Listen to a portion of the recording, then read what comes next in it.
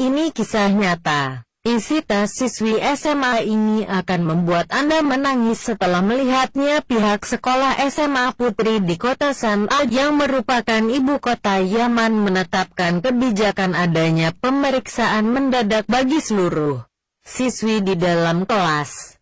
Isi tas siswi SMA ini akan membuat Anda menangis setelah melihatnya, sebagaimana yang ditegaskan oleh salah seorang pegawai sekolah bahwa tentunya pemeriksaan itu bertujuan merazia barang-barang yang dilarang dibawa ke dalam sekolah, seperti telepon genggam yang dilengkapi dengan kamera, foto-foto, surat-surat, alat-alat kecantikan dan lain sebagainya. Yang mana seharusnya memang sebuah lembaga pendidikan sebagai pusat ilmu, bukan untuk hal-hal yang tidak baik. Lantas pihak sekolah pun melakukan sweeping di seluruh kelas dengan penuh semangat. Mereka keluar kelas, masuk kelas lain, sementara tas para siswi terbuka di hadapan mereka. Tas-tas tersebut tidak berisi apapun kecuali beberapa buku, pulpen, dan peralatan sekolah lainnya. Semua kelas sudah dirazia, hanya tersisa satu kelas saja, di mana kelas tersebut ada seorang siswi yang menceritakan kisah ini. Apa gerangan yang terjadi? Seperti biasa, dengan penuh percaya diri tim pemeriksa masuk ke dalam kelas. Mereka lantas meminta izin untuk memeriksa tas sekolah para siswi di sana. Pemeriksaan pun dimulai. Di salah satu sudut kelas ada seorang siswi yang dikenal sangat tertutup dan pemalu. Ia juga dikenal sebagai seorang siswi yang berakhlak sopan dan santun. Ia tidak suka berbaur dengan siswi-siswi lainnya. Ia suka menyendiri. Padahal ia sangat pintar dan menonjol dalam belajar. Ia memandang tim pemeriksa dengan pandangan penuh ketakutan. Sementara tangannya berada di dalam tas miliknya. Semakin dekat gilirannya untuk diperiksa, semakin tampak raut takut di wajahnya. Apakah sebenarnya yang disembunyikan siswi tersebut dalam tasnya? Tidak lama kemudian tibalah gilirannya untuk diperiksa. Dia memegangi tasnya dengan kuat, seolah mengatakan, "Demi Allah, kalian tidak bisa membukanya. Kini giliran diperiksa." Dan dari sinilah dimulai kisahnya. "Buat tasmu wahai putriku." Siswi tersebut memandangi pemeriksa dengan pandangan sedih. Ia pun kini telah meletakkan tasnya dalam pelukan. "Berikan tasmu." Ia menoleh dan berteriak, "Tidak, tidak, tidak." Perdebatan pun terjadi sangat tajam. "Berikan tasmu." "Tidak, berikan." "Tidak." Apakah sebenarnya yang membuat siswi tersebut menolak untuk dilakukan pemeriksaan pada tasnya? Apa sebenarnya yang ada dalam tas miliknya dan takut dipergoki oleh tim pemeriksa? Keributan pun terjadi dan tangan mereka saling berebut. Sementara tas tersebut masih dipegang erat dan para guru belum berhasil merampas tas dari tangan siswi tersebut karena ia memeluknya dengan penuh kegilaan.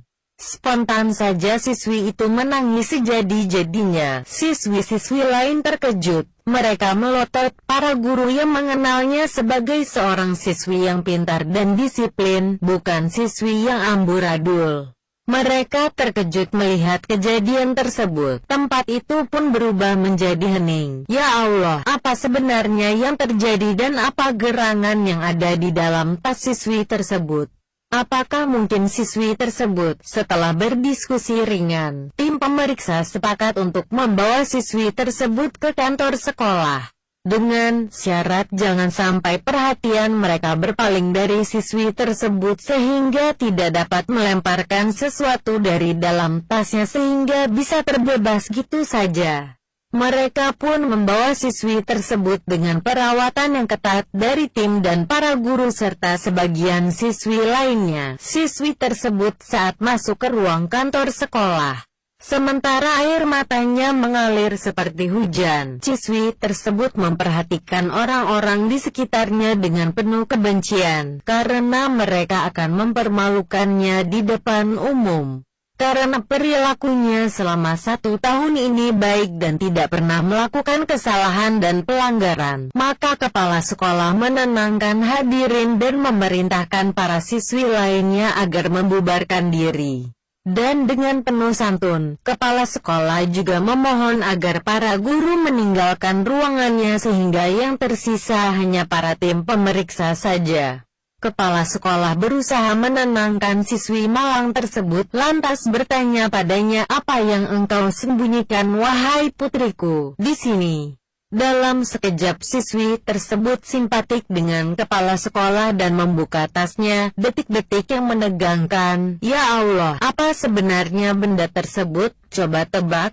Di dalam tas tersebut tidak ada benda-benda terlarang atau ilegal, atau telepon genggam atau foto-foto. Demi Allah, itu semua tidak ada. Tidak ada dalam tas itu melainkan sisa-sisa roti. Yah, itulah yang ada dalam tas tersebut. Setelah mengorek informasi dari siswi tersebut seputar roti itu, setelah merasa tenang, siswi itu mengatakan, sisa-sisa roti ini adalah sisa-sisa dari para siswi yang mereka buang di tanah. Lalu aku kumpulkan untuk kemudian aku sarapan dengan sebagiannya dan membawa sisanya kepada keluargaku.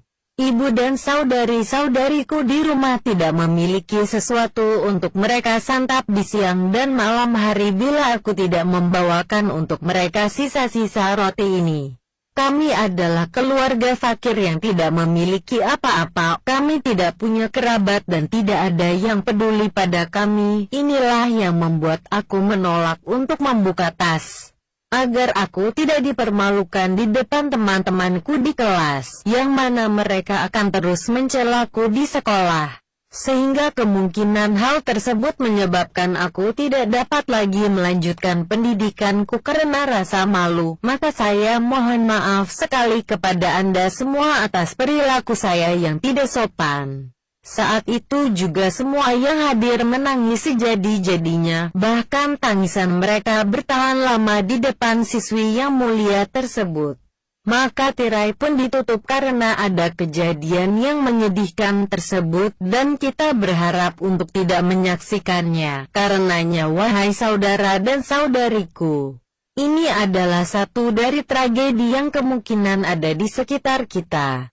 Baik itu di lingkungan dan desa kita sementara kita tidak mengetahuinya atau bahkan kita terkadang berpura-pura tidak mengenal mereka.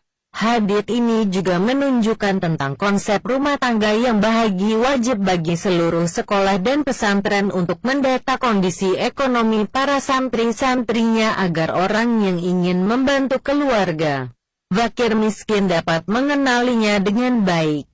Kita memohon kepada Allah agar tidak menghinakan orang yang mulia dan memohon padanya agar dia selalu menjaga kaum muslimin di setiap tempat. Semoga bermanfaat dan menjadi inspirasi kita semua.